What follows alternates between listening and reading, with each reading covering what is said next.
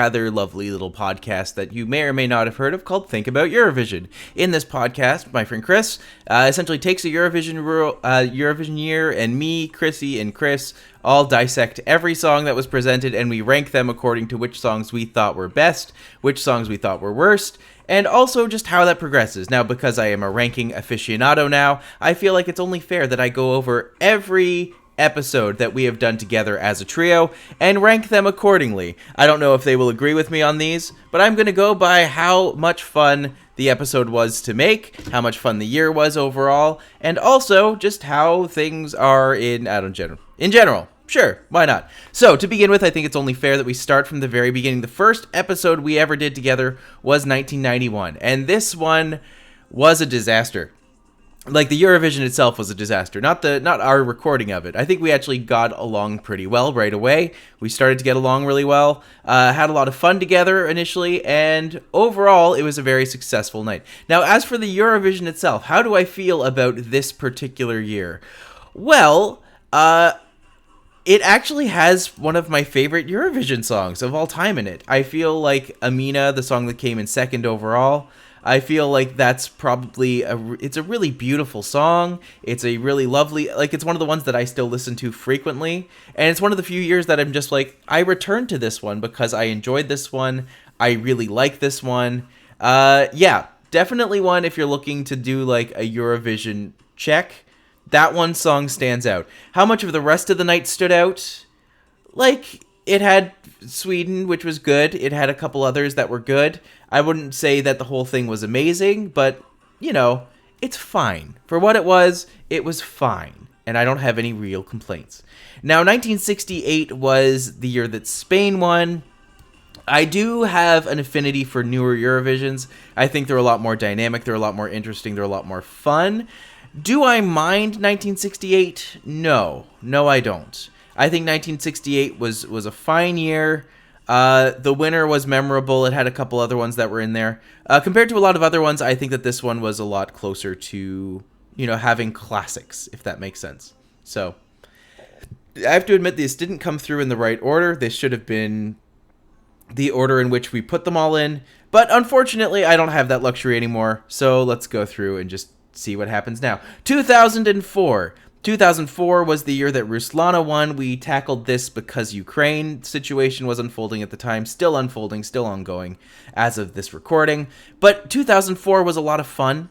It was probably one of my favorite years so far. I have to say that I really enjoyed everything from the beginning. Okay, I'm biased. The closer we get to present day, the more I'm going to like it. That's just how it goes. That's how music works. It sounds more familiar to me. Everything before a certain period is going to sound very the same.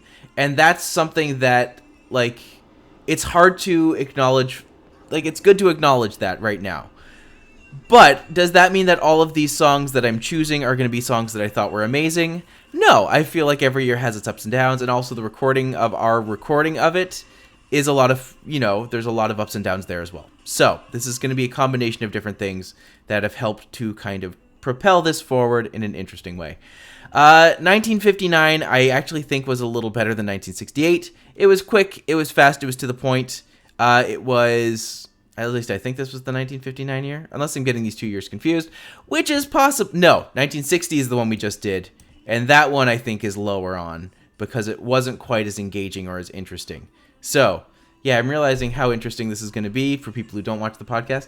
Essentially, if you haven't seen the podcast or haven't listened to the podcast, you should listen to the podcast. It's a lot of fun. Chris puts a lot of work into it. We get along really well together, and you're finding out all sorts of stuff about Eurovision's way, way, way past. So, if you're into Eurovision at all, it's good to know these things. So, I can't say a lot of interesting things about early Eurovision. I think that they have a lot of, obviously, it's the stands that everything else has grown from over the years. It's good. It's positive. But is it as exciting as a lot of the other ones? No. I can tell you a little bit of interesting things about everything else. 1982 had Nicole. I feel like there was a lot of really there was a lot of decent songs in that one. Again, not one I'm going to go back to very often, except maybe for like Nicole's In Bich Frieden was a very, no, I'm not saying that anywhere close to correct, but at least it was a good song. I think that there was a very solid winner there. I thought it was interesting, it was engaging, and it was a lot of fun. Now, this next part might confuse a few people because I have crapped multiple times on the American Song Contest. I can't deny that recording the episode for the American Song Contest is probably one of my favorite Think About Eurovision episodes that we've done. I had a lot of fun with it. I had a lot of fun just trashing it and getting out all my frustrations and venting so much about that contest. And the sad thing is, it's not even the songs. It's just how they did it. It's how they chose to go about it. It's how they made it a thing. And it just didn't work, or it didn't end up holding up the same way that you want it to. And you're just like, no, I want you to be better. It's like seeing your child and then, I don't know, watching them just fumble a football and being like, oh no. Well, next time maybe. Although that's not going to happen anytime soon with the American Song Contest. I don't think it's coming back, folks. I don't think it's coming back. 2022, this year for Eurovision.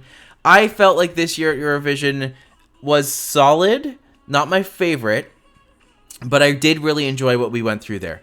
I still listen to Subwoofer all the time. I even have I went to Subwoofer for Halloween this year. You can kind of see that there. But yeah. Something that happened. Something that did. Something that was a thing. All right, 1985. How did I feel about 1985? The 80s is just kind of all a wash for me.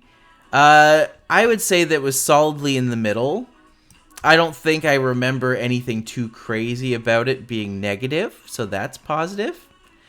But, you know, sometimes it's the negative things that make it more interesting and more worthwhile. For instance, 2000 stands out in my brain for having one of the worst songs I have ever heard, not just in Eurovision, but of like all time one of the worst songs. So, if you are a fan of North Macedonia's entry 100% Pure Love, or whatever it was called, congratulations, I'm happy for you. This song stands out as like one of the worst, in my opinion, of all time. Also, Israel that year had another real stinker, and for some reason, when there's really, really bad songs in there with the good songs, it just makes it just makes it so much better. Oh man, it makes it so much better. I think that's kind of why, 2022 had Switzerland, which I still harp on that song all the time. It isn't its fault that the song is terrible. That's the fault of the people who made it. But I know what you're really wondering. How do I feel about 1989? 1989 was fine. It rocked me. We had a good time. The 80s kind of sit in the middle section for me, so I'm not going to say that they're like the best. But yeah, I would say 89 sitting in the middle of a B section is very generous. Again, had a lot of fun doing the episodes. Had a lot of fun preparing for the episodes. So there's a lot there to really enjoy and really critique and dig into. So my second favorite episode that I think we've done is probably 2005. I felt like 2005 had banger after banger after banger. It was really good. I really enjoyed it. There was so much, there were so many drums. All of the drums. Everything drums.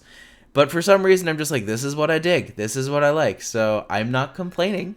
2005 was a great year, and I really enjoyed it. So what would the years that I don't have on here sit? Where are the ones that I would remember? 2020, if we ever get a chance to talk about that, that's probably another S-tier year for me. 2015, I think, would be an S-tier year for me. If Eurovision Canada comes out, hopefully that's a thing we can make happen. But until then, we just have to do what we can, and I will see you next